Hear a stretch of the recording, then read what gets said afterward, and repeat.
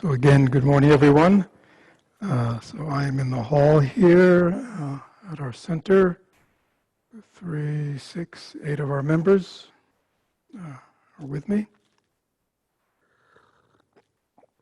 And we have been on retreat since Tuesday evening. A retreat called Unfettering the Natural Mind. And it was a retreat that we call a wisdom retreat. And let me explain a little about that. So, obviously, in terms of learning, in terms of understanding, in terms of gaining wisdom, hopefully we are gaining wisdom all the time from our life. Become wise means we are learning. We are learning lessons. We are understanding things more. And so as we develop wisdom about life, we're able to live in greater congruence with a good life, a peaceful life, a happy life, a life that causes the least suffering, does the least harm, and creates the most good. That is the function of wisdom. And it's not just to kind of, be smarter than everybody else or wiser than everybody else. It's not comparison. We want to gain wisdom about life so we can live right. Stop making the same mistakes. Maybe that's part of wisdom. We learn from our mistakes. We learn from the mistakes of others. We learn from observing life.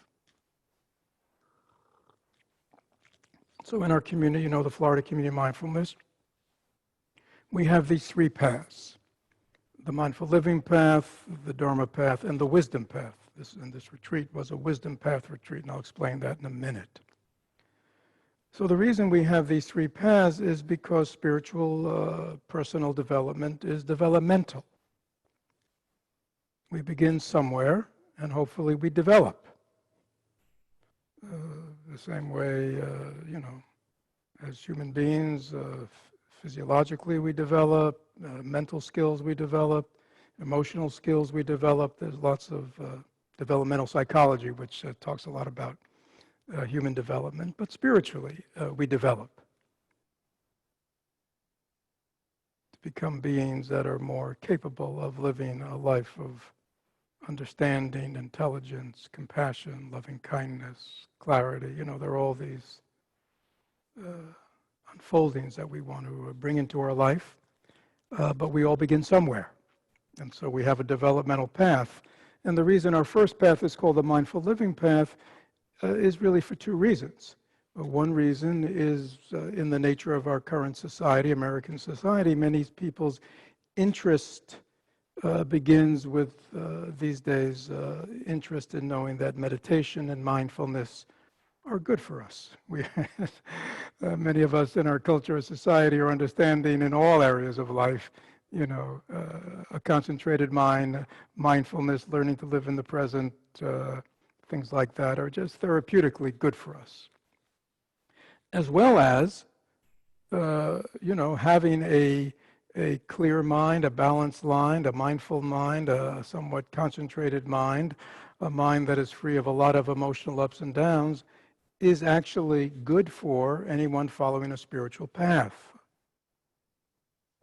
So our mindful living path is not only an entranceway for many people who are coming interested in mindfulness and meditation, but also people who are interested in Dharma or spirituality or things like that.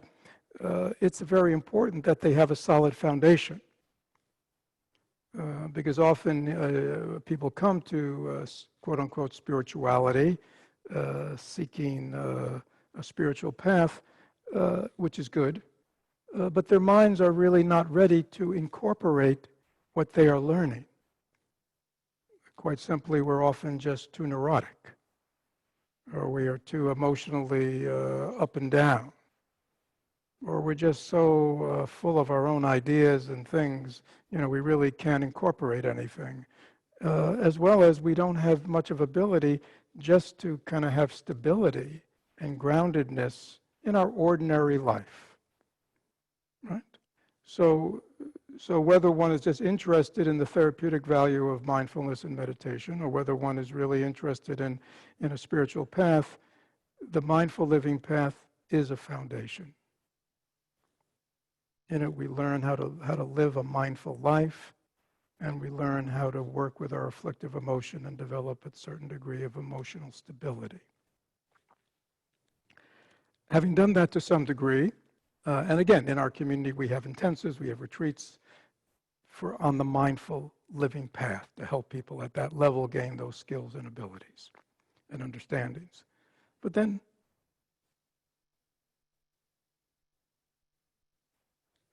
I thought somebody was saying something to you in the hall.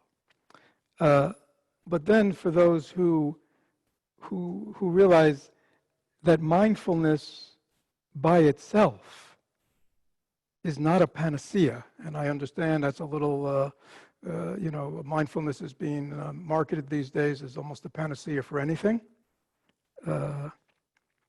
It's really not.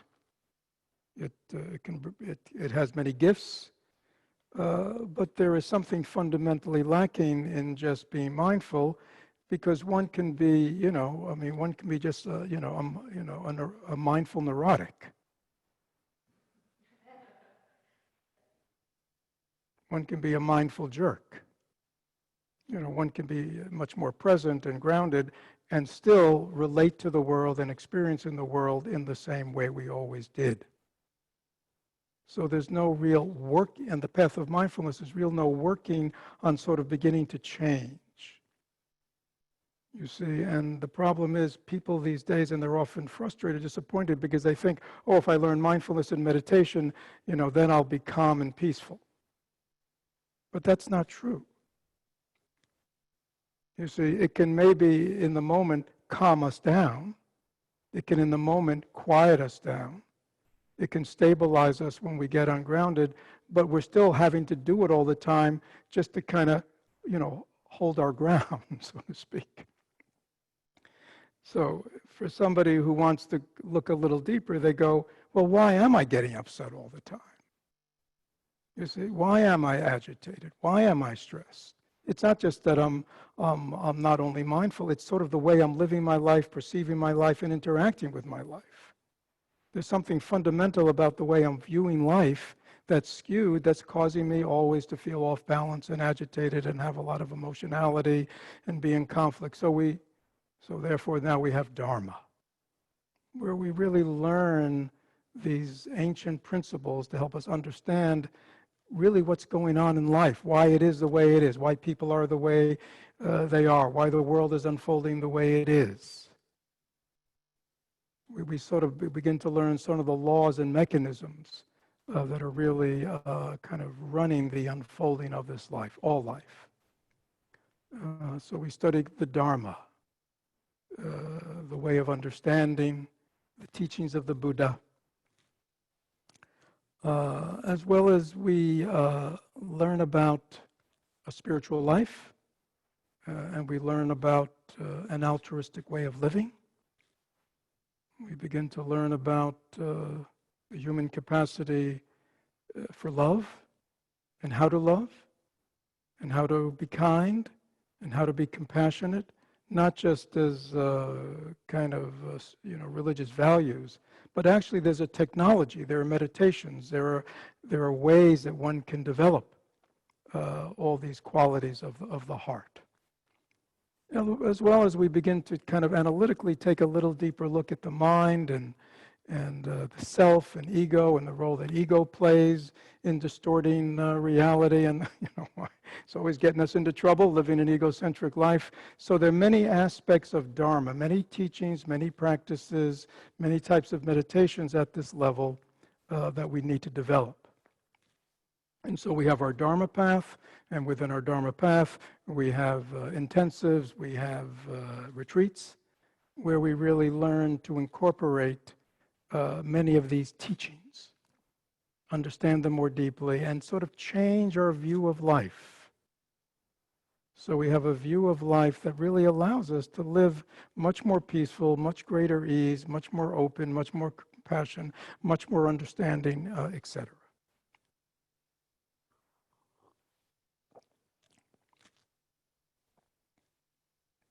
And this is good.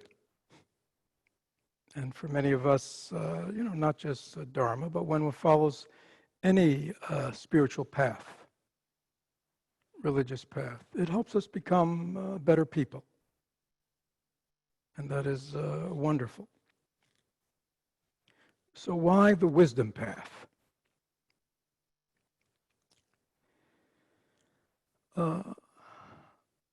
So this is because you might say, gee, I'm really studying the Dharma, practicing the Dharma. I'm a lot wiser than I used to be. I'm kind of wising up in life. I understand a lot more. I'm much more intelligent in my relations and in my work and how I handle and respond to things. So what is this wisdom? So in Buddhism, there are really two kinds of wisdom. There's a wisdom which is kind of a discriminating wisdom. It's an intellectual wisdom. It's a kind of intellectual intelligence of what we're talking about, right? It's kind of a natural intelligence that we can understand things. But it's still unfolding in the realm of thought, of thinking. But going back to the Buddha, who founded, the founder of Buddhism, in his, and Buddhism begins with his great enlightenment. His great enlightenment was not based on intellectual, theoretical understanding of any kind of doctrines or dogmas or teachings. Basically, he had a non-conceptual experience of what? Of the nature of his own mind. Now, why is that important? Well, because the teachings of Buddhism clearly state that even though a human being is made up of body, speech, and mind, mind is the primary mover. And most importantly, all this work we've been doing, transforming our thoughts, changing our thoughts, creating emotional, learning to concentrate, all these kinds of things, learning to communicate. Everything in life, well, let's just be personal, everything in our life is unfolding in our minds. Every emotion we feel, every thought we feel, every memory we have, every sight we see, every sound we hear, every reaction, likes and dislikes, all our stories, everything is all unfolding in mind. And yet, we don't really know what a mind is. It sounds sort of ridiculous, but we've never really stopped to really investigate and understand this instrument that we're living our life through. And this is very important. This is probably the most important thing that we can do, is really understand the nature of my own mind. Understand the nature of my own self, not as a story, but as an actual entity of mind. Is there, we hear there's no self, but do I really know that, you see? I've heard those teachings. I've heard about self and non-self and ego and non-ego. But have I really looked into my own mind very deeply and actually seen myself, whether I really have a self? And if I do, what is it? We have thoughts in our mind. They lead us around all the time. They're endlessly coming and we're endlessly following them around. Good thoughts, bad thoughts, happy thoughts, angry thoughts, desirous thoughts, regretful thoughts.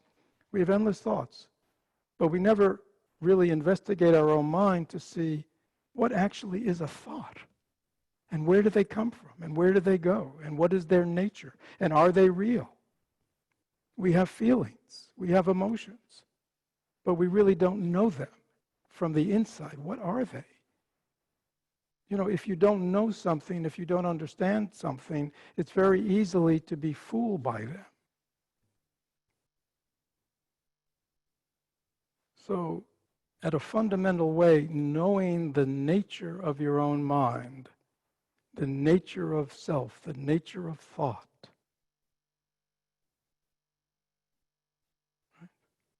Like right now, for most of us, if we had a choice between having a quiet, restful mind or an active, busy mind, right? We would mostly all choose the what? The calm mind. We don't like the busy mind. Is that clear? Isn't that true? And yet, what if they're really intrinsically the same? Just like the ocean. The ocean has its surface where there are waves and things going on, but really 99% of the ocean is depth, where there's actually stillness. How many of us know our mind has that capacity? Know our minds at that depth.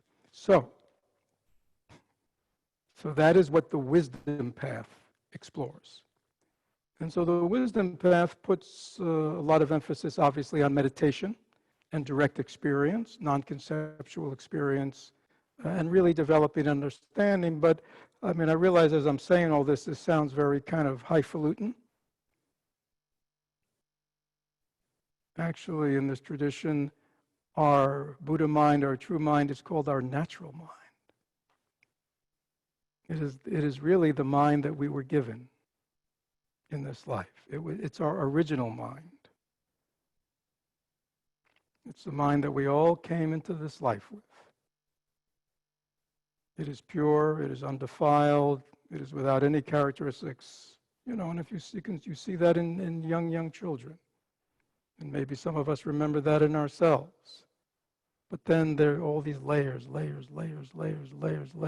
of experience, layers of identity, layers of anything, which is covering it all over. So it is really meditation. It is the process of kind of peeling away the layers to see what's there. So that's the wisdom path. And so therefore we have, again, intensives and retreats on the wisdom path. And this leads me to this present moment. So again, we've just been participating. I think we have 53 participants in this retreat called Unfettering the Natural Mind. And it was our really first long online retreat. Again, I have been on retreat since Tuesday. So I am imagining that the coronavirus is still present in society, and we are still under various kinds of cautions and social distancing. So this was an online retreat. So outside of 8 people who joined me every day in the hall, 3 who slept over at the center, the rest that went home every night. There were 8 of us in the hall, sort of manning the audiovisual things and just doing the things to support. Everybody else was online. Just to give you a sense, the schedule every day began at 6:30 and it went to 9. Our first session was from 6:30 to 8. Then there was breakfast. Of course, everybody at home did their own breakfast. Then we had a work period, both here at the center, but everybody in their home had an hour work period. Then a second session from 10 to 12, a third session from 2 to 5, and a fourth session from 7 to 9 p.m. And everybody, which was the majority of people at home, had made certain commitments to, not be on their electronic devices, to be silent, just to kind of be on retreat and follow the schedule. And even, some people, or, obviously many of the people at home may have lived with people who were not on it, so they sort of made arrangements to the best they can with the people they live with to let them know they're on retreat, and they might have stayed to their own room or different kinds of things. So we were all on a retreat together. And basically, to give you a sense of what went on in all these basically 4 2- and 3-hour sessions, is basically in each time we would begin with meditation. And then I would, so basically we had a text called the Excellent Chariot.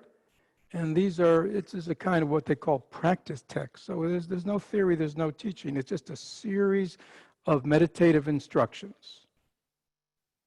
And so basically, as we went through the day, after maybe a half an hour meditation, I would spend 20, 30 minutes basically, and everybody had a copy of the text.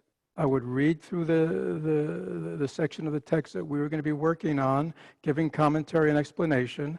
And then people would go off. We would kind of shut off the videos, and everybody would practice for 45 minutes, an hour. And then they would return, which means they would turn their videos on.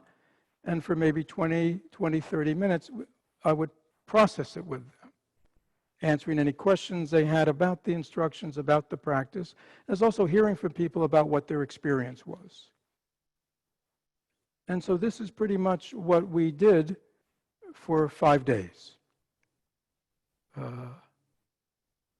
There would be the meditation, there would be instructions, commentary, there would be practice, and then the group would process, I mean, not everybody could, there were 53 people, but there was enough. So in that way, the retreat had a life to it, a community life to it.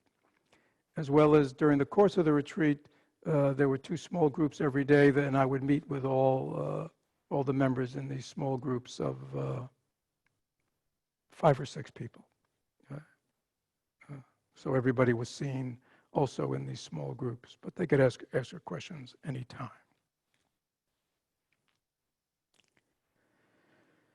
So this is what we did for 5 days. Again, using this text that everybody had. And the kind of questions that people were asked to experience were the kind of questions that most of us have never thought of even asking. And most of us in our experience, like, where does the mind come from? Where does the mind stay? Where does it go? And these are not questions to be asked intellectually. These are questions to be answered by actually, in the meditation, people looking into their minds to see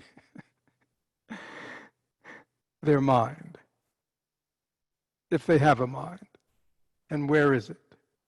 And where does it come from? And where does it go? And where does it stay? And what is it like when it's moving? And what is it like when it's still?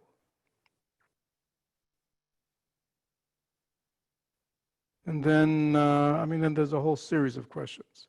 But then also a major piece of this is then turning and actually looking directly at the one who's asking the questions. What is that? What is that? Which really gets into the question of who am I? But not in an intellectual way, but by looking directly into the mind. And in that way, many, many people had experiences of seeing their original mind. A brief look, a brief glance, a deep, all kinds of ways. I'm going to ask some members to share their experiences with you. And then the other big piece was, so there is a searching, looking, examining, investigating the mind. There's this turning and looking directly into that which is doing the investigation. And then third is learning to rest in the natural mind. The natural mind is not our fabricated mind. What is our fabricated mind? It is the mind that's endlessly thinking. It is the mind of likes and dislikes. It is the mind of self-identity.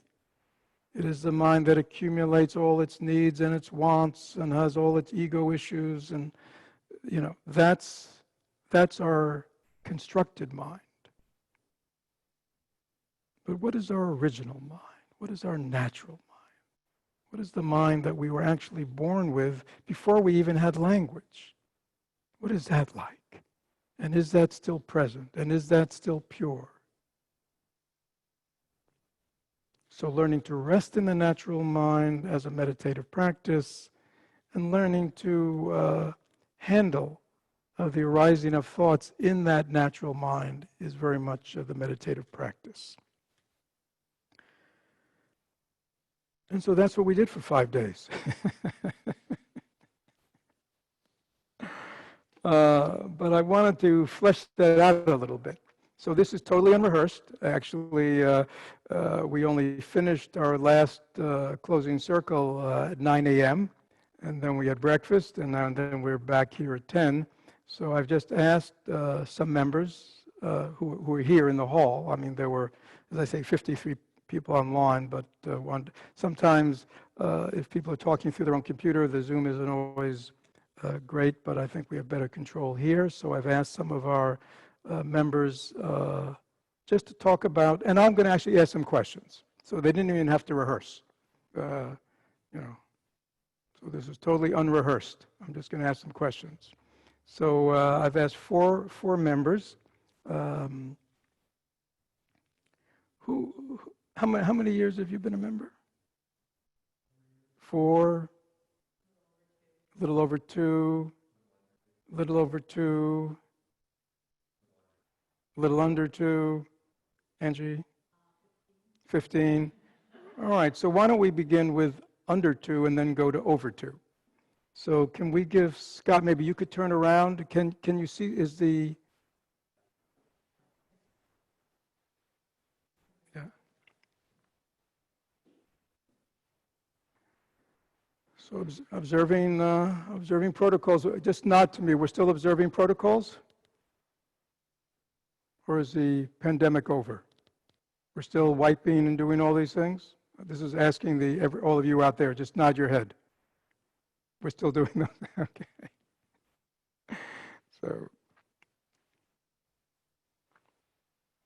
So this is Scott. So Scott, you've been a member a little under 2 years. Have you been on retreats with us before? With a Mindful Living Path retreats, Dharma retreats, Wisdom retreats? So you've been on a couple of retreats. This was your first Wisdom retreat? What was your experience?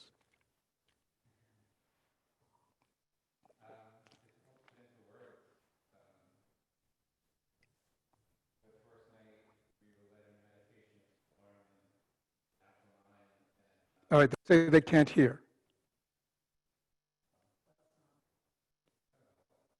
The mic wasn't on. Can you hear me now? Okay. Thank you for, so please give us feedback if you can't hear, just do something like that, because I can see you now. So yes, so just begin again, Scott. But you could hear me when I introduced him. Yes, okay. Right. So on Tuesday night, when we started meditation, Fred led us through some meditations to help us explore our natural mind. And I had this feeling of bliss, euphoria, whatever you want to call it, better than any high I'd ever experienced chasing through my late teens and 20s. And I remember thinking, like, I could go home now, like how can you top this? Just the experience of that natural feeling, and knowing it was all natural, and it was my mind, and it was the way things were supposed to be. It was just the most incredible experience I've ever had. So you didn't go home? Didn't go home. You stuck it out? Was it downhill after that? No. We kept going deeper and deeper, and I think it was Friday night, I've lost sense of all days and time. We did some meditations where Fred actually just came into the room in the evening and just had us basically start letting go of everything. All the stuff that we carry around, all the hurt, all the just letting go of thing after thing. And I remember sitting there with like tears coming out of my eyes, like all this stuff I've been carrying around for all these years, it's like, it's nothing. All the pain, all the hurt, all the disappointment, all the whatever is just not there. And you know, Fred always uses the analogy a lot of like peeling back an onion. And I was thinking about this morning, that for maybe the last 3 or 4 months, if you asked me, you know, how are you? I'd be like, oh, I'm good. Like, I've done a lot of work, I've done a lot of healing, everything's good. Like, there's no more layers to peel back. But I was still doing the work, even though I wasn't maybe necessarily seeing the results. And with all the work that we did this weekend, it's like all the layers of the onion have just cracked. They're just, you know, it's like there's all this other stuff and all these other realizations, and just, yeah. I mean, it's just hard to put into words.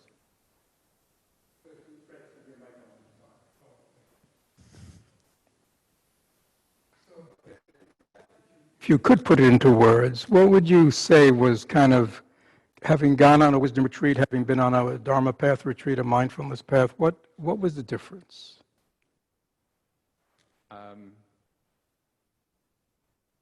Direct experience.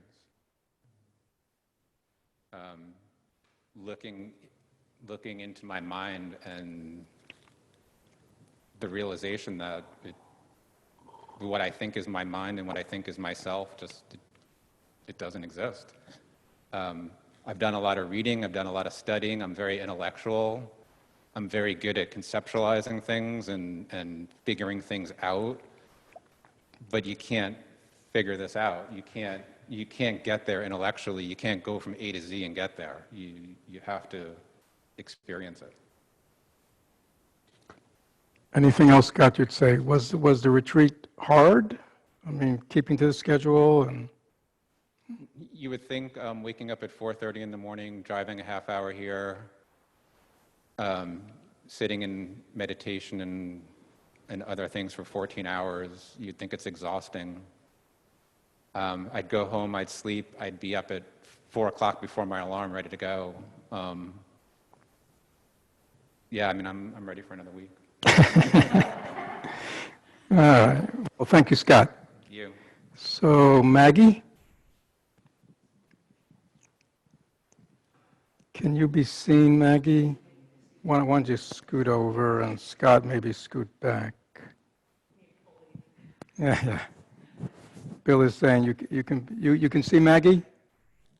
Yeah. You can be seen, Maggie.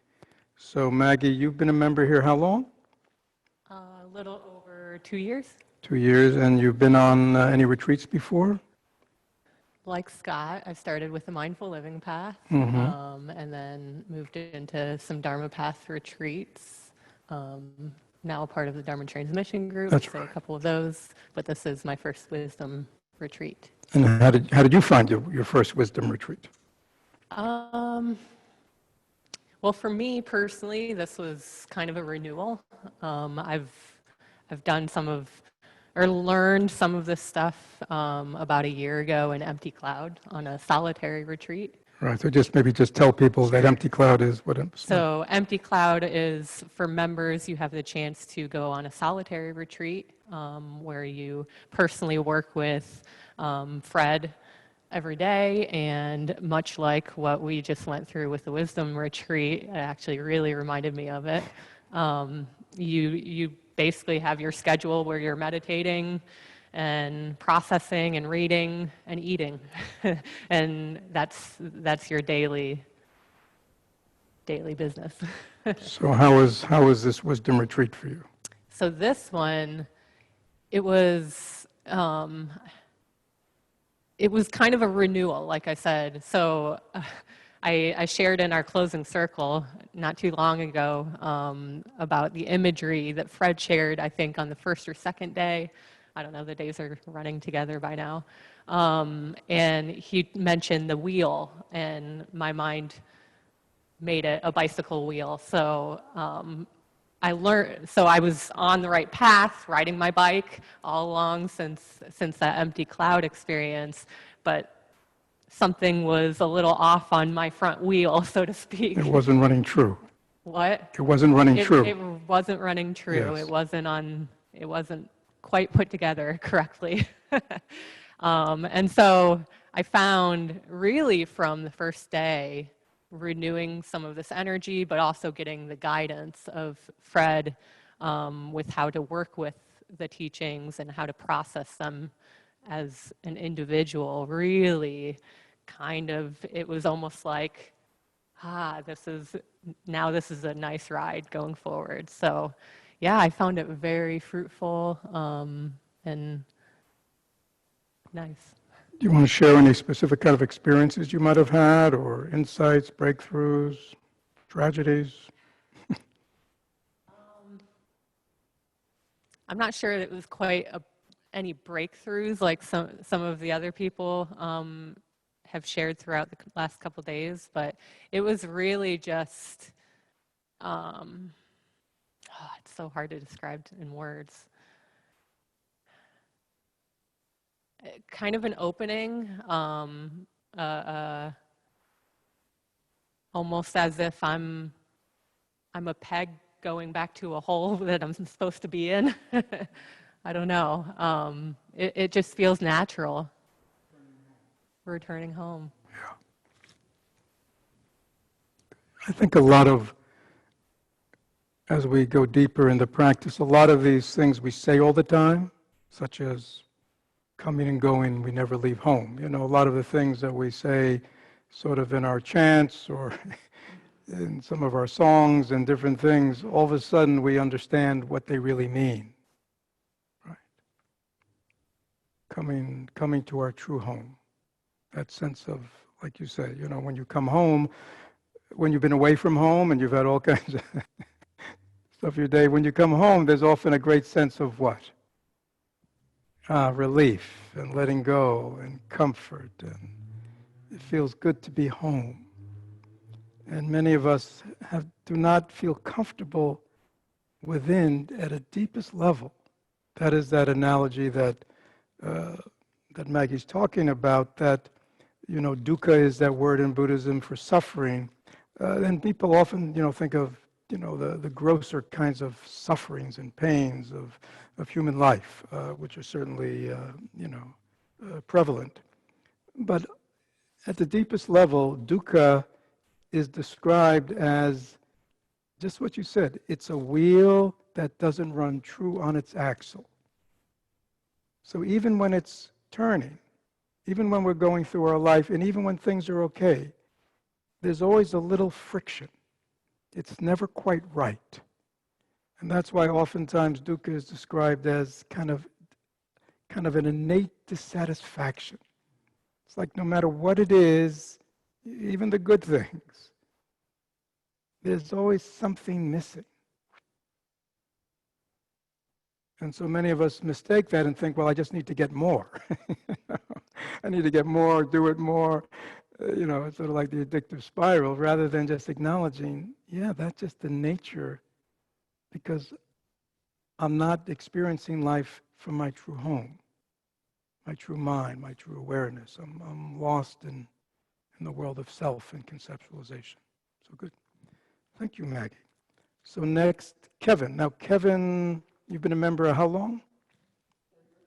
But Kevin is also, I mean, your entrance into Buddhism and Dharma did not begin with us, did it?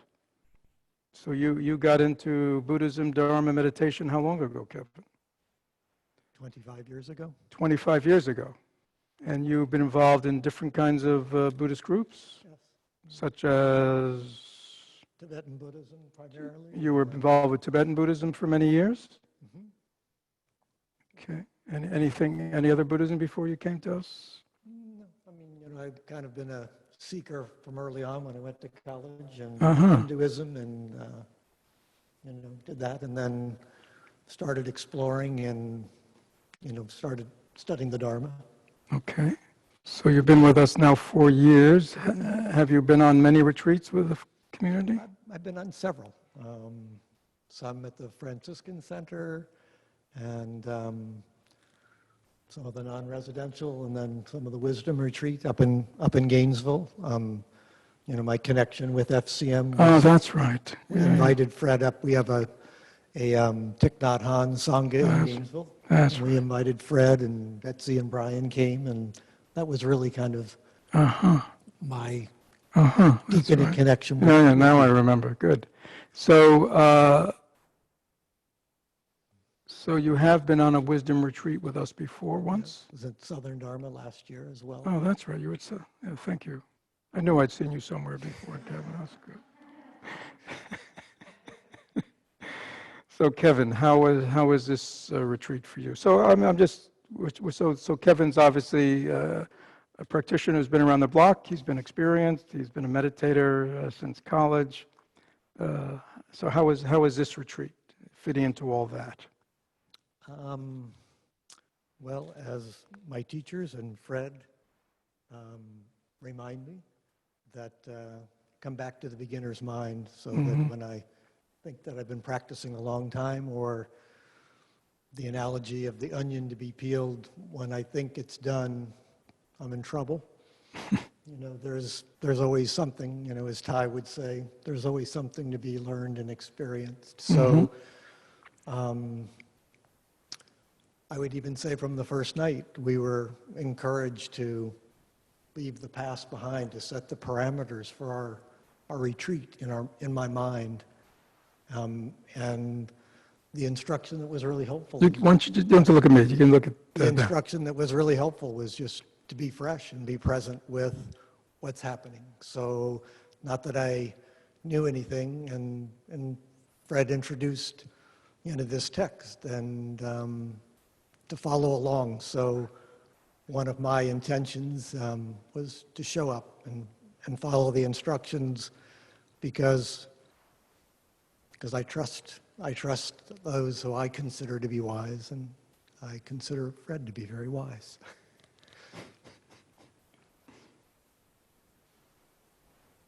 And then what happened? So you started out and you set your intention to follow the instructions and to trust the guidance and to have a fresh, open beginner's mind. And then what happened, Kevin? I think what's really important about this kind of practice for me is, like Scott, I can be very conceptual and in my head. Consider myself a good student. But it's like you have to let go of those tools to really want to explore that looking inward, that those same tools, they don't serve me in this. And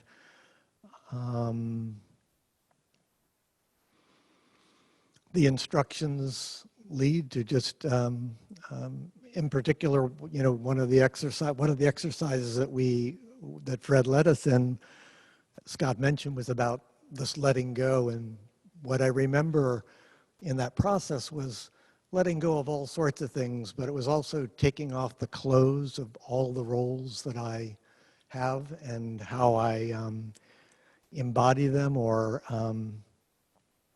controlled or trapped by those. What was really helpful was that kind of sense of great relief and letting go, that I've put down this weight. But what was really insightful about it, as we came out of that, it was like I can put those clothes back on in roles and act from a much more awakened view, that I don't have to not be a father or a husband or work, but I can come back to that with a freshness and put on my work role with a more spacious, light way of moving. And that was really empowering, that I just didn't have to have that naked awareness, but I could take that with me as I moved about in the world. And that's part of the work, is because it's easy to get swept away with work or relationships or the world. And so for me, what's really helpful about taking this kind of time out is it reinforces and it creates kind of those grooves that say, I have this capacity, I have this trust and confidence, and if I just follow the path and stay connected with that awakened space, I can move through the world in a much lighter, at ease. Yeah, so that reminded me, that is really a very peculiarity of American Buddhists, following instructions. We have such a problem with following instructions. The path is so simple when we follow instructions.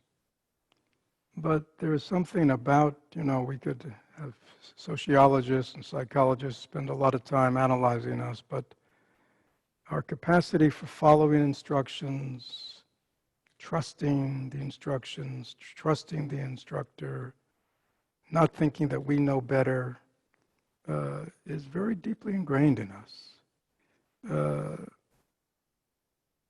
Which, again, in some areas of life that may be okay. But at a certain level, in terms of our spiritual development, and we need to just follow the instructions. Then it becomes simple. The path becomes simple. Just put one foot after the other. Stay on the path. Follow the yellow brick road. It'll take you to Oz. And for many of us, that is the hardest thing to do. So has that been a hard thing for you to do in the past, in your years of Dharma, or are you a fairly compliant Dharma student? I'm fairly compliant, but You are. but I would say that in my study of Buddhism, what's important.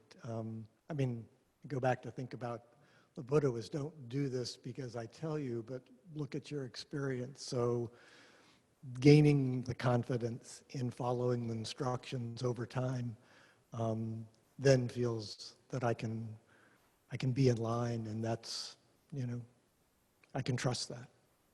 Good, thank you, Kevin. Just by the way, so we all know that these are real people. Kevin, what do you do for a living? You work? I do software consulting. And Maggie, what do you do for a living? Maggie's a professor. And Scott, what do you do for a living? He's an analyst. Okay, good. So you think it's possible to practice even the wisdom path in playing your roles in life? Yeah.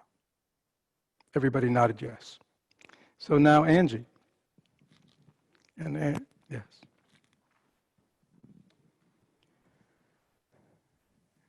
Bill's telling you to just move over a little bit more, Angie. How's that?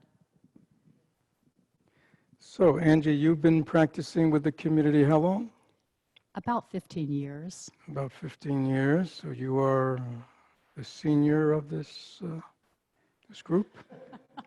The elder? In some respects, not in others, I'm sure. And have you ever been on a retreat before? Oh, yes. And have you been on Mindful Living Path retreats? Yes. Have you been on Dharma Path retreats? Yes. Have you been on Wisdom retreats? Yes. How many retreats, if you add them all up, how many do you think you've been on in the last 15 years? Ooh, probably 30 or so at 30 or least. so, okay. And how many wisdom retreats? Traditionally we did a wisdom retreat up at Southern Dharma, a 7-day one for a number of years, and a few others. Have you been on most of those? Yes, I have. So that's probably 8 or 10 wisdom retreats. Okay, so you've had 8 or 10. So you are our senior in many ways. So tell us about your experience on this retreat, if you would be so kind. So this was different,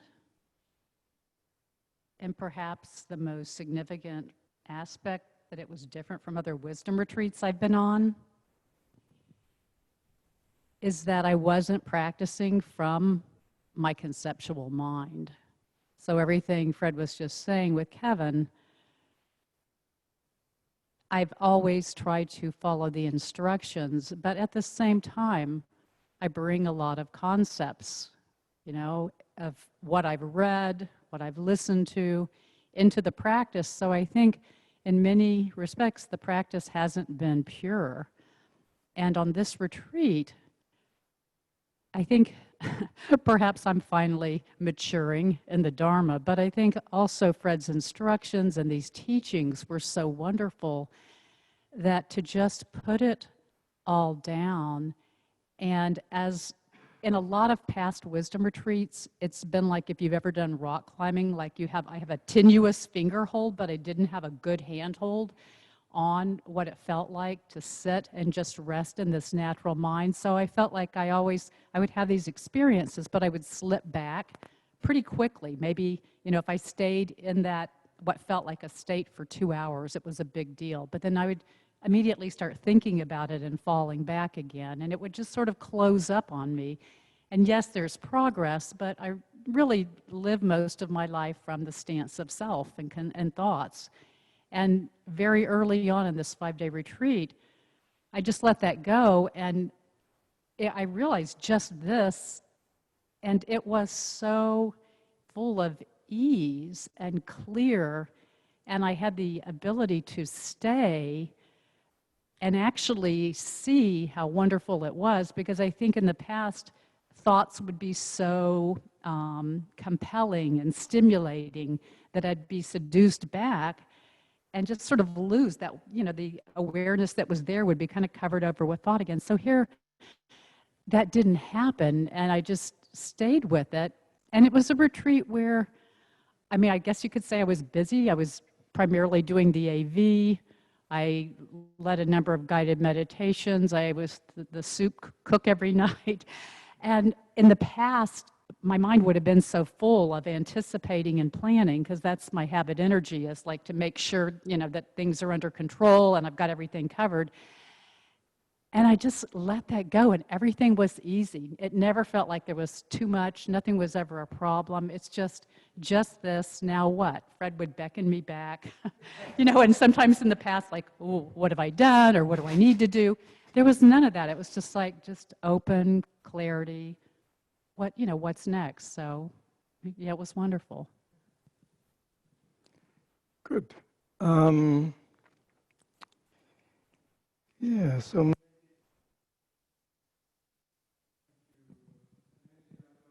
now you've been very involved with the center in many ways for many years now, really very essential to where we are. But before that, you had a career. What did you do? I was an employee benefits consultant with large pension plans. Yeah, so it's interesting, you know, in the, and it's, again, you know, I have been fortunate that I've practiced in two major wisdom traditions. But to me, Zen is a wisdom tradition, and the Great Perfection is a wisdom tradition, because both of them are based on realization of our true mind. And they are both based on direct experience of that. And they are both based on the understanding that it's already here. There are many spiritual paths, even Buddhist paths, where you are, you know, you're starting in ignorance and you're moving step by step gradually towards something called enlightenment, right? We're here and we got to get there. But the Great Perfection traditions and the Zen traditions begin with the Buddhist statement, we are already whole and complete right now. Our Buddha mind is right here, right now. It has always been here. And so therefore, as opposed to a striving and getting somewhere, the wisdom path is really, as you think you've heard people say, it's an uncovering. It's an uncovering of what's already here. It's our original mind. We don't have to make it. We don't have to create it. We don't have to fabricate it. We don't have to do anything. It's already here. All we have to do is kind of recognize it, notice it, and learn to live from it. Now you might say, well, all right, so what? Yeah, so I guess I'd say to you is when you trod the wisdom path and you have experience, when you understand the nature of your mind, when you have an experience of your original natural awareness, unfettered mind, it makes life easy. It makes the path easy. It makes all the things you want to do in your life easier. You see? It makes being kind easier. It makes being compassionate easier.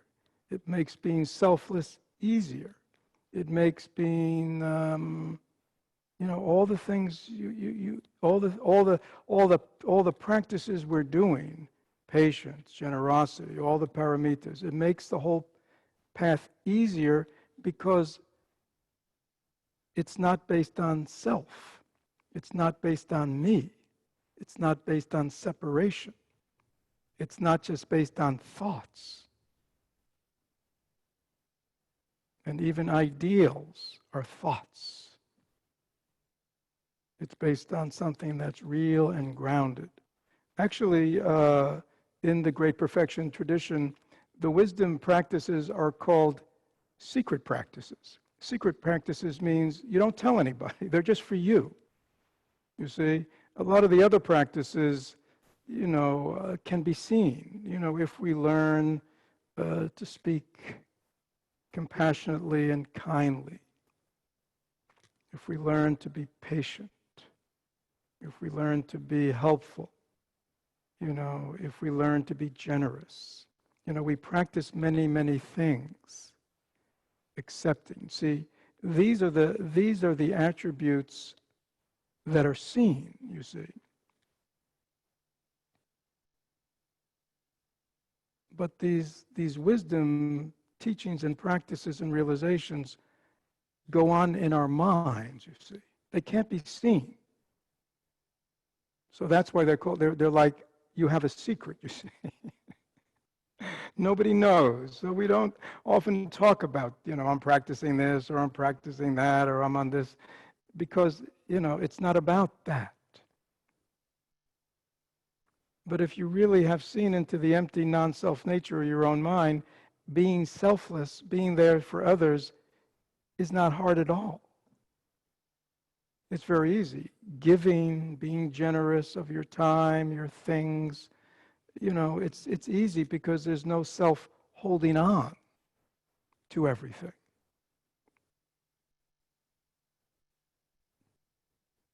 It's easy to be kind and generous and compassionate because there's no self keeping score of whether we're getting it all back.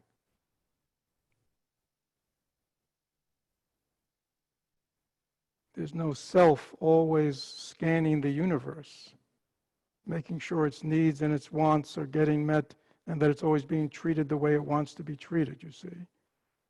There's so much energy we don't even realize that goes into sustaining ourself.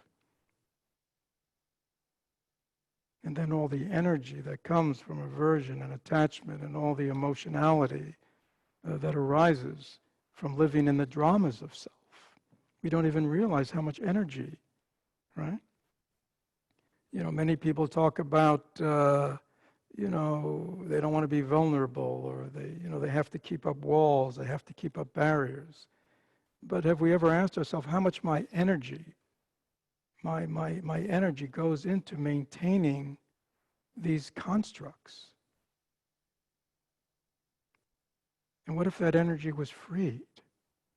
What if all the neurotic energy that I put into doubt, that I put into, just going back and forth? I mean, you know what I'm saying? How much my energy is expended in just maintaining hurts and angers and fears and worries and disappointments. And you know what I'm talking about? See how much of our energy goes into all that. So this wisdom path helps really at the very core free us of that. So then we have an amazing amount of energy available, good energy available, to really manifest very freely in the world the way we want to.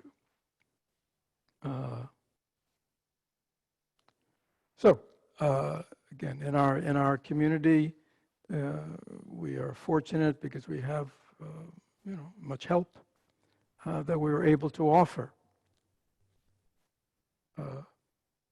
these practices in our intensives, in our retreats, at the mindful living, at the Dharma, at the wisdom path, so that all of us can develop together, but that all of us can develop where we are.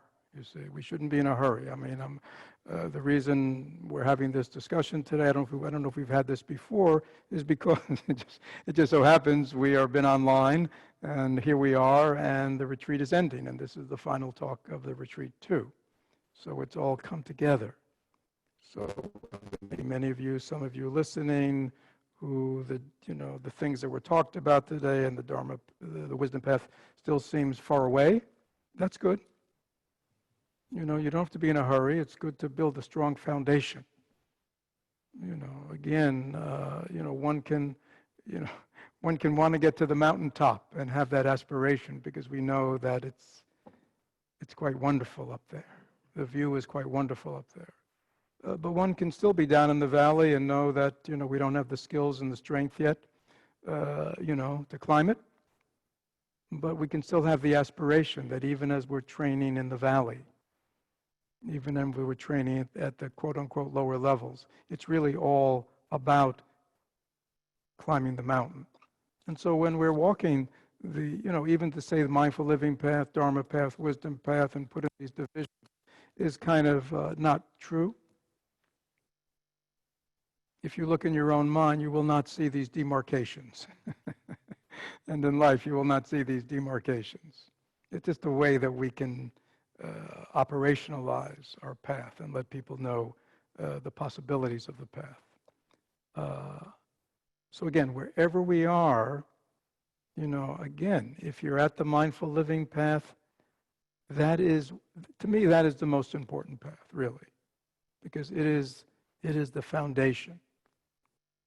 And with a strong foundation, a strong stability, strong trust, strong confidence, then one, if you can think about, climbing a mountain, if your confidence in yourself, if your confidence in the guidebook, if your confidence in the guide, if you're not sure your abilities and capacities, you're not sure you even want to, climb it, it's going to be a difficult journey. And you may never complete it. But if you spend time at the beginning, making sure this is something you want to do and getting all the requisite skills and abilities, so when you make the climb, it goes smoothly, it is well worth it. So, this presentation wasn't to get everybody in the wisdom path. I'm not getting commission for signing people up for the wisdom path today, so that's not the case here. It's just sort of to give a fuller, complete picture while we can here today, so people understand, what the wisdom path is about a little bit, a little explanation, and then a little first-person experience. So thank you all for listening. For those of you who've been on retreat for the last 5 days, we had our closing circle earlier today, but this is the real ending of our retreat.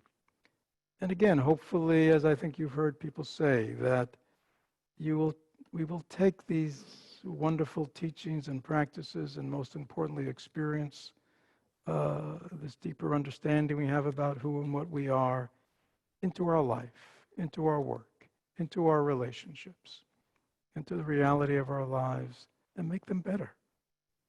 That's the the proof is in the pudding. And to have a great practice but have a mediocre life is really not what it's about. Okay? I'd rather have a mediocre practice and a good life. So the proof of our practice is in our life, in our relationships, and how we feel, how we go about the world. So please take it with you. All those who are on retreat, take it with you. So good. Thank you, everyone. We will end for now.